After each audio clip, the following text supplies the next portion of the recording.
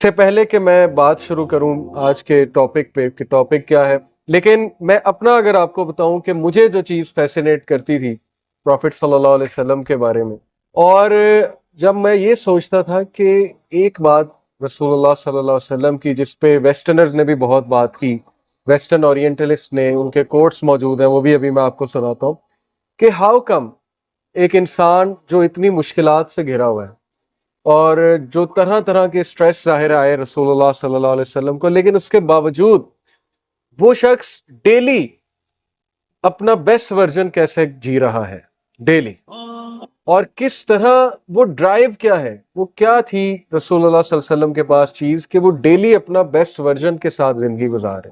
صحابہ کہتے ہیں کہ رسول اللہ صلی اللہ علیہ وسلم کی چال 50 سال پلس رسول اللہ کی ایج جب تھی تو صحابہ کہتے ہیں ہم ایون ان سے ینگ تھے لیکن وہ ہم سے آگے نکل جاتے ہیں، یعنی ان کی چال ایسی تھی کہ جوان آدمی بھی پیچھے رہ جاتا ہے۔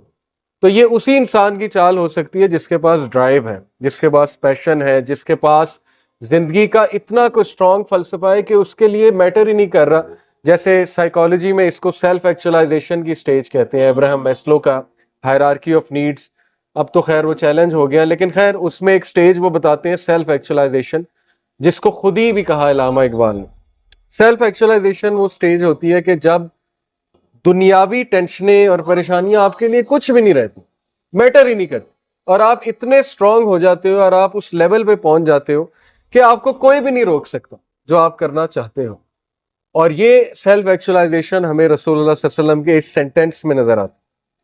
جب ابو طالب کو کہا کہ اپنے بھتیجے کو روکو، یہ تو ہمارا سارا سٹیٹس کو اور نظام خراب کر رہا ہے، نعوذ باللہ، تو انہوں نے بات کی رسول اللہ صلی اللہ علیہ وسلم سے، تو اللہ کے نبی نے جواب دیا کہ او مائی انکل، اگر یہ سورج کو میرے رائٹ ہینڈ میں رکھیں اور چاند کو میرے لیفٹ ہینڈ میں رکھیں تو پھر بھی میں اس مشن سے نہیں رکوں۔ یہ ایسے شخص کے ہی الفاظ ہو سکتے ہیں کہ جس کو کسی کا ڈر نہیں سوائے اللہ سبحانہ و تعالیٰ کے، اللہ رب العالمین کے۔ اور یہ کیسے اتنی اسٹرینتھ آ گئی اس جملے کے پیچھے؟ بہت اسٹرینتھ ہے اگر آپ اس پہ سوچیں۔ حضرت عمر صلی اللہ عنہ سے ایک بار رسول اللہ صلی اللہ علیہ وسلم کی گفتگو ہو رہی تو حضرت عمر نے کہا یا رسول اللہ میں آپ سے سب سے زیادہ محبت کرتا ہوں سوائے اپنے اور اپنی فیملی والوں کے۔ سچ بولا۔ اللہ کے نبی صلی اللہ علیہ وسلم نے کہا کہ عمر آپ تب تک کامل مومن نہیں ہو سکتے جب تک آپ اپنی فیملی اور اپنے آپ سے بھی مجھ سے زیادہ محبت نہیں کریں گے۔ حضرت عمر خاموش ہو گئے اور سوچ میں پڑ گئے اور سوچتے رہے یہاں تک کہ سوچ کر انہوں نے جواب دیا کہ اللہ کے نبی اب میں آپ سے اپنے سے زیادہ بھی محبت کروں۔ تو ان کی محبت ایموشنل سے زیادہ انٹلیکچوئل تھی۔ یہ بہت فرق ہے۔ ایک صحابی نے رسول اللہ صلی اللہ علیہ وسلم کو کہا کہ میں آپ سے بہت محبت کرتا ہوں، تو اللہ کے نبی صلی اللہ علیہ وسلم نے کہا کہ سچ کہہ رہے ہو؟ تو انہوں نے کہا میں سچ کہہ رہا ہوں۔ تو اللہ کے نبی صلی اللہ علیہ وسلم نے کہا کہ پھر مشکلات کے لیے تیار ہوں۔ یعنی ریئلسٹک محبت تھی ان کو۔ دیکھیں ایموشنل بالکل ہے، جذباتی محبت، وہ بھی اس کی بھی بہت قدر ہے۔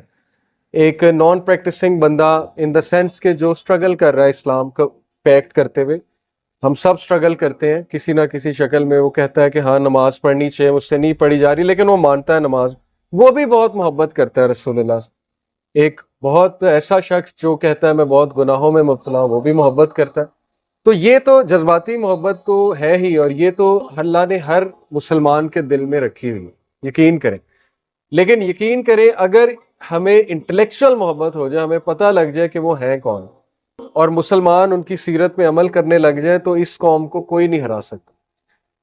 دنیا میں ایسی مثال نہیں ملتی، دنیا میں۔ رومن نے بھی بہت غلبہ پایا، گریکس نے بھی پایا، اس میں کوئی انکار نہیں ہے ہمیں، لیکن رومیوں کو ہزاروں سال لگے غلبہ پانے میں۔ پتہ آپ کو اس بات کا؟ تاریخ پڑھ لیں۔ یہ چیز ہسٹورینز کو بیفل کرتی ہے کہ 80 سال میں ایک قوم اتنا رقبہ کیسے بنا لیتے ہیں اور اس لیول پہ کیسے پہنچ جاتے ہیں۔ 80 سال میں تو رومنز جو ہے وہ ان کو 2 سٹیز کانکر ہوئی ہوں گی میکسیمم، کتنے سٹیز کانکر کر لی ہوں گی۔ تو یہ ایک جیتی جاگتی جو ہے وہ ہمارے سامنے مثال ہے کہ ہاؤ کم اتنی پیس پہ کیسے ہو جاتا ہے کام۔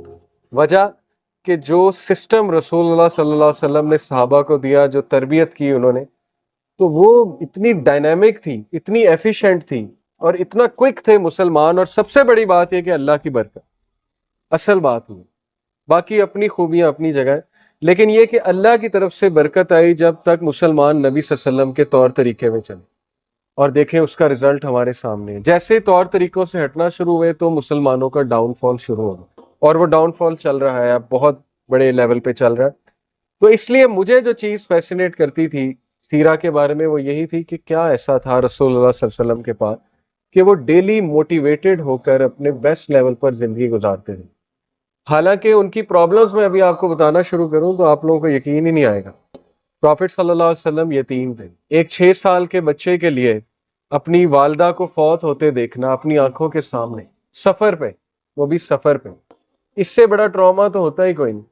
اور کئی لوگ اس ٹراما سے نہیں نکلتے ساری عمر، اس لیول پہ جا کے رسول اللہ صلی اللہ علیہ وسلم کی پرسنالٹی نکھری، ورنہ ٹراماز تو انسان کو گرا دیتے ہیں، لیکن رسول اللہ تو نکھر رہے تھے، اور رسول اللہ صلی اللہ علیہ وسلم ڈیلی اپنے بیسٹ ورژن پر آ رہے تھے، اور گروتھ اور ایفیشنسی وہ آپ کے سامنے ہے۔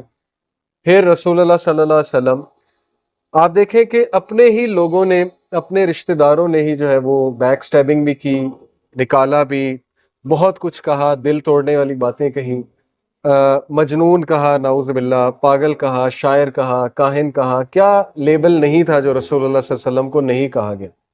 ہاؤ کم کہ وہ اتنا بڑا ان کا کرج تھا، جگرا تھا کہ نہ صرف انہوں نے فورگیو کیا بلکہ ان کو گلے بھی لگایا اور دعوت بھی دیتے رہے۔ وہ کیا اسٹرینتھ تھی ان کے اندر۔